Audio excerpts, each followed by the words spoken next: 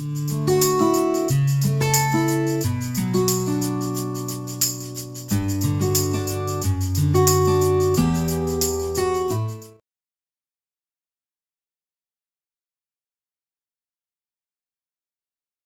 afternoon everyone. My name is Professor Kiran Kumar Billa. I'm from Mechanical Engineering Department. Today we'll learn what is engineering mechanics and different ways to work on it. So engineering mechanics is a broad science where in every engineering applications we deal with different kinds of problems and solutions for them. So here for the base of the solution of the problem we start from the basics of the engineering mechanics. Engineering mechanics basically works on different laws. We'll write first one by one. Newton's first law,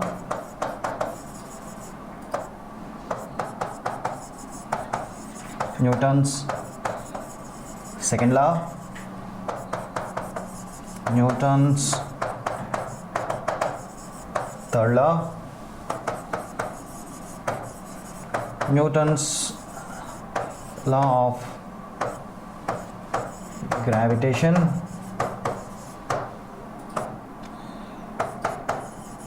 transmissibility law,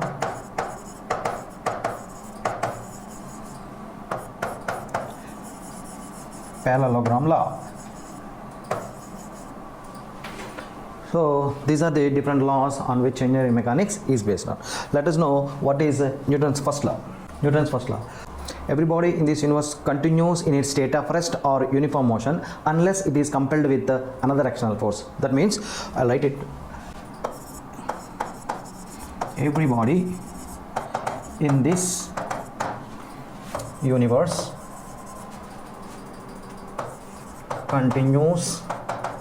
continues in its state of rest or uniform motion unless it is compelled by another external force.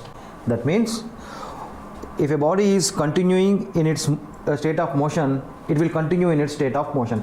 Likewise, in space there is no friction, no? So if you put a article or a body in space, it will lay as where it is even after 1000 years also, because there is no friction over there. So everybody is continuous in its state of rest, we can assess from that. Now everybody is continuous in its state of motion also. That means if you push a body in this in universe or in space, as there is no friction, it will continue in its state of motion unless up to when up to another external force acts on it. For example, if you put an article here, and unless a force acts on this pen to move, otherwise it won't move, isn't it? Likewise in space also, in space there will be no friction, so a body where you kept, it will lay over there only. If you push that particle, then it will start its motion, another external force acts on it. Actually this Newton's first law gives a property called inertia. Inertia is the property of a body or inability of a body to move by itself. Actually it is a virtue of its weight. Suppose a stronger person is there, healthy person is there, and a lean person is there. If you want to push that healthy person or with the same force, and we push a lean person with the same force, who will move first? As this person is healthier, we need to apply more force, isn't it, when compared to the push on lean person. That's why we call is inertia is a virtue of its weight. So this inertia is basically of three types. One is inertia of rest, inertia of motion, and third is inertia of direction. That means if a healthy person is standing and a lean person is standing beside, if you want to push both, so you need to apply more force on the healthier person to get the same result or the same movement. That is called inertia at rest. Inertia of motion, if you talk about that one, when a cycle and a bike are moving with the same velocity, okay, and you try to grab the cycle, the moving cycle and the moving bike, which is easier? So the bike is a little bit tougher back because it is heavier and its inertia is more. It is in motion, we need to apply more force to stop it when compared to the cycle. So that is inertia of motion. Inertia of direction in the same in the way we can apply the same example for the inertia of direction also. When a bike and a cycle are taking a turn and you want to get that cycle and bike away from the direction where they are going, so you need to apply more force on the bike when compared to cycle. Next comes Newton's second law.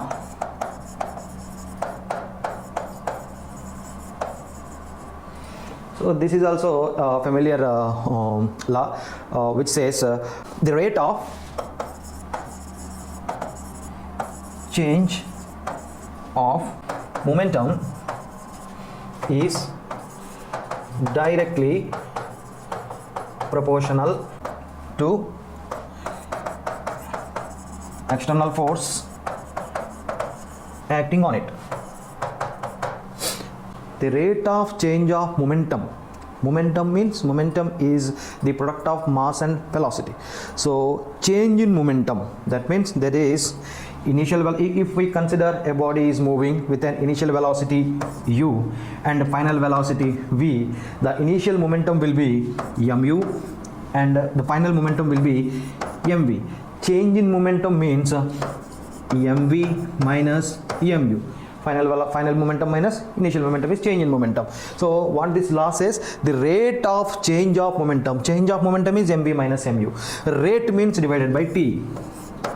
So the rate of change of momentum is directly proportional to, is diametrically proportional to what? External force, that is F.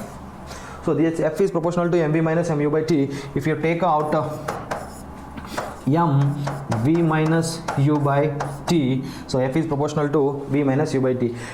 If you recollect our laws of motion, so we have three laws of motion.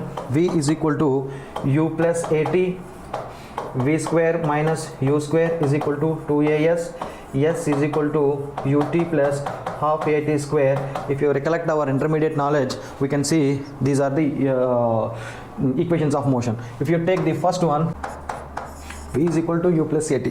So if you take u this side, at, and t this side, v minus u by t will be a. So we can apply v minus u by t as a here. F is proportional to ema. As F is proportional to ma, that what does that mean? If you increase force, ma also increase. If you decrease force, ma also decrease. That is what this proportionals say. So if you want to equate that one, you have to remove that proportionality symbol and keep a constant over there. So F is equal to some k into ma. K is constant of proportionality. So we can if for 1 unit of force applied on 1 kg to get 1 meter per second square acceleration, k will be 1. So what can you deduce?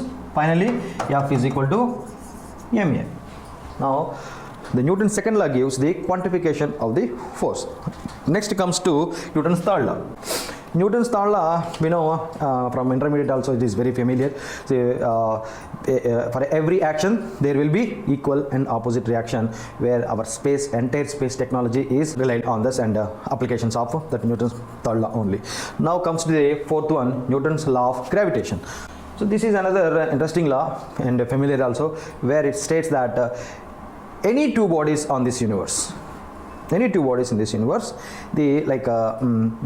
force of attraction or repulsion between any two bodies in this universe, let us say the force of attraction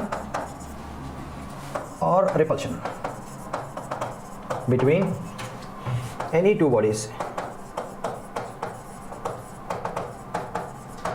in the universe is directly proportional to the product of their masses and inversely proportional to square of the distance between them. So the force of attraction or repulsion, let us say it is F, is between any two bodies in this universe is directly proportional to the product of their masses. Let m1 and m2 are two different masses and they are attracting in this universe. The force of, we are deducing equation for the force of attraction or repulsion between those two forces. So m1 and m2, what will be the product of their masses? m1 m2. So F is proportional to m1 m2 and inversely proportional to, that means F is inversely proportional to the square of the distance between them. Let us inversely proportional to the square of the distance between them. Let D be the distance between those two, m1 and m2 in this universe. So what this law say? F is proportional to m1 m2 and F is proportional to 1 by D square, inversely proportional. So if we combine those two, so F is proportional to m1 m2 by D square. And if you want to remove, what does that mean? Force increases when the m1 m2 by D square will also increase. If you decrease force, if you want to decrease the force of attraction or repulsion, this m1 m2 by D square component also will decrease. So if you want to remove that constant of proportionality, we'll keep a constant called universal gravitational constant and m2 by g1 g into m1 m2 by D square. If you want to deduce an equation or if you want to know the force between a person standing on this earth, let us say, so let the mass of the person is m and mass of the earth is capital M, okay, and the distance between, so this is assume an earth and we are standing here. Okay, so let small m be the mass of this person and a capital M be the mass of this earth, and radius or distance between this and is, let it be radius, or D can be, actually it is D and we can say that is radius of this earth. So if you correlate into that equation, so the equation will become F is equal to G into capital M small m by radius square, radius of the earth square. If you apply those parameters, those constants, like universal gravitational constant is 6.67 into 10 power minus 11. If you apply this equation to this particular act, so G is a universal gravitational constant where G is 6.67 into 10 power minus 11 meter cube per kg second square, and let the capital M mass of the earth is 5.97 into 10 power 24 kg and radius of earth is 6,371 kilometer approximately, and small m when compared to the mass of the earth 5.97 into 10 power 24 kg, huge mass, and the mass of the person is about let us say it is 100 kg, so there won't be any big difference, so we neglect this small m. Okay, so the equation will become gm by r square. If you substitute all these values here, the force of attraction or repulsion will be 9.81 meter per second square. So what is we call is gravitational, when g acceleration due to gravity, g like that we can deduce. Next law is parallelogram law. Before we get into the parallelogram law, let us know what is force. Force is an entity which tries to change the position of a body. Okay, so generally we have deduced the equation for that also, F is equal to ma. So force is what? Force is an entity which tries to change the position of a body from one place to another place. So and units are Newton. So parallelogram law is if two forces acting at a point, if two forces are acting at a point simultaneously are taken along the sides of a parallelogram,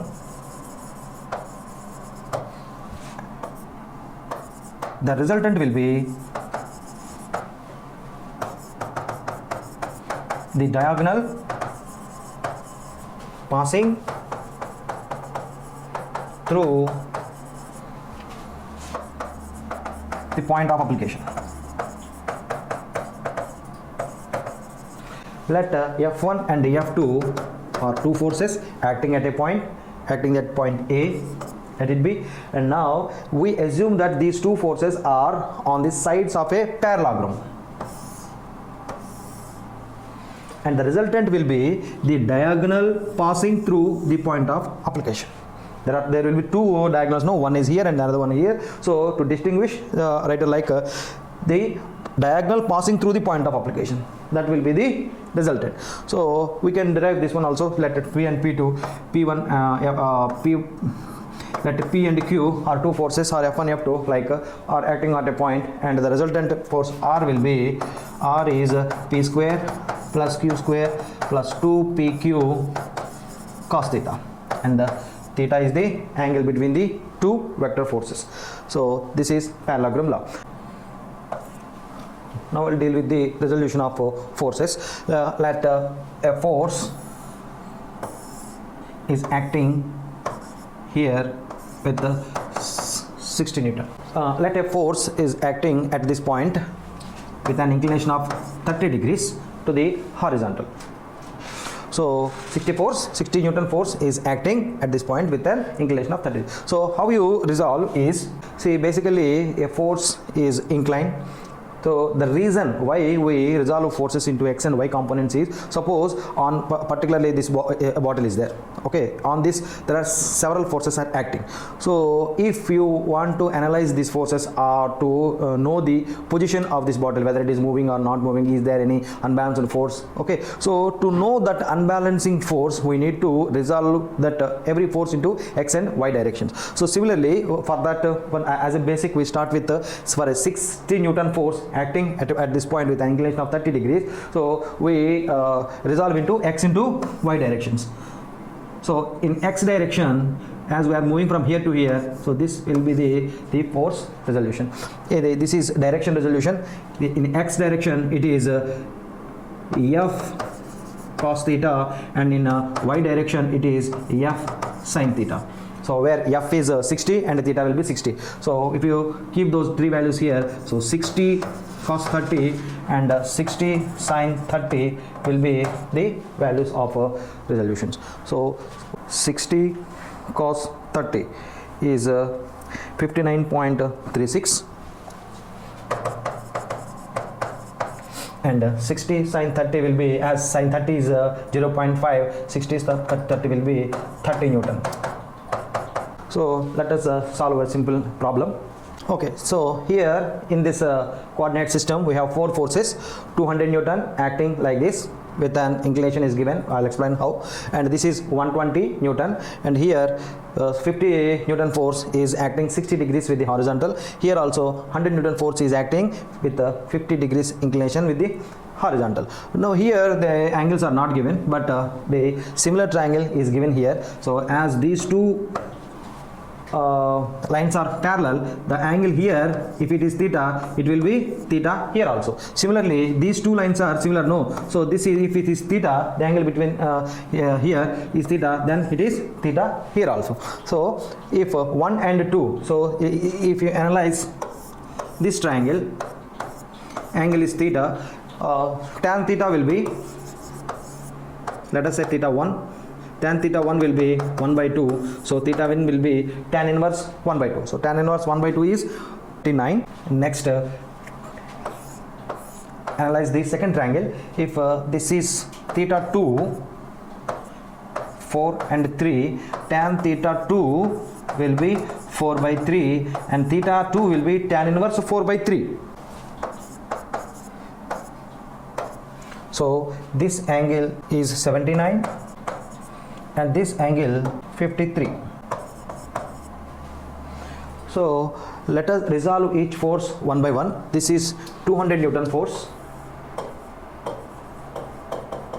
and it is acting at 79 degrees with the horizontal.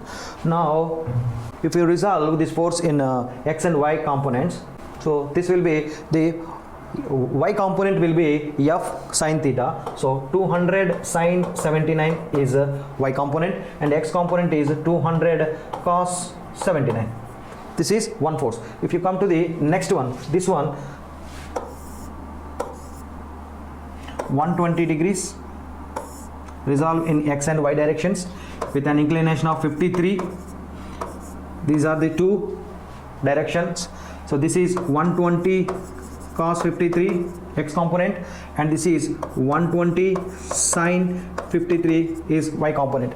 Direction is reverse here, and direction is towards right, and this is towards left. Come to the next.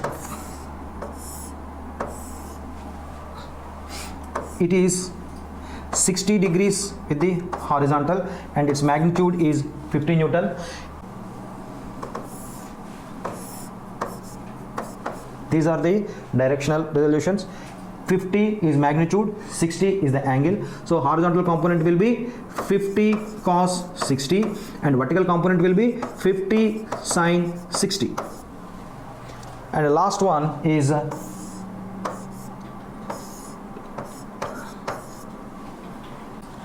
now, as we are going from here to here, so this is the direction. For x component this is the direction, and y component this is the direction. Now the magnitude is 100, angle is 50. So what will be the x component?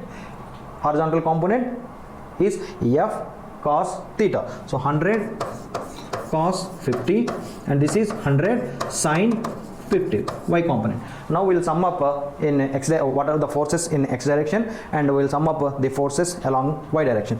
So sigma fx.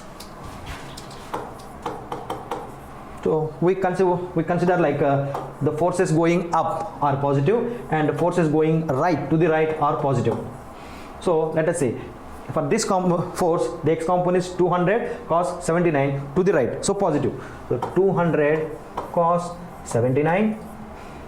Next, second one is 120 cos 53 to the left, so negative, minus 120 cos 53. And the third one is also going left. What is that? 50 cos 60, so minus, so 50 cos 60. And finally to the right, this force is 100 cos 50 to the right, so plus 100 cos 50. This is sigma fx, that is forces along x direction. Now forces along y direction. So this component, y component, is going up, so we are dealing like forces going up are positive and forces going to the right are positive. So this is going up, so positive. So 200 sin 79. This one is also going up, 120 sin 53, so plus 120 sin 53. Third one going down, so negative, 50 sin 60.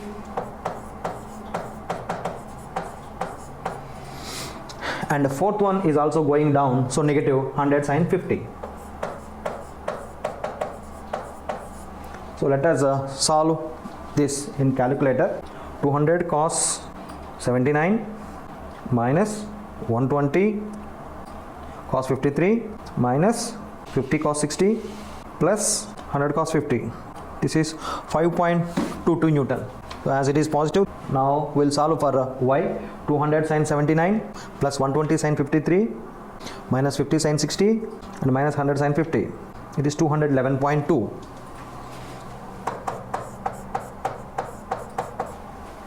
So these are the sigma fx and sigma fy, that means the forces along x direction and forces along y direction. Now we calculate the resultant force R, and the resultant force R will be the root over sigma fx square plus sigma fy square, and it will be root over 5.22 square plus 211.2 square. Calculate that one.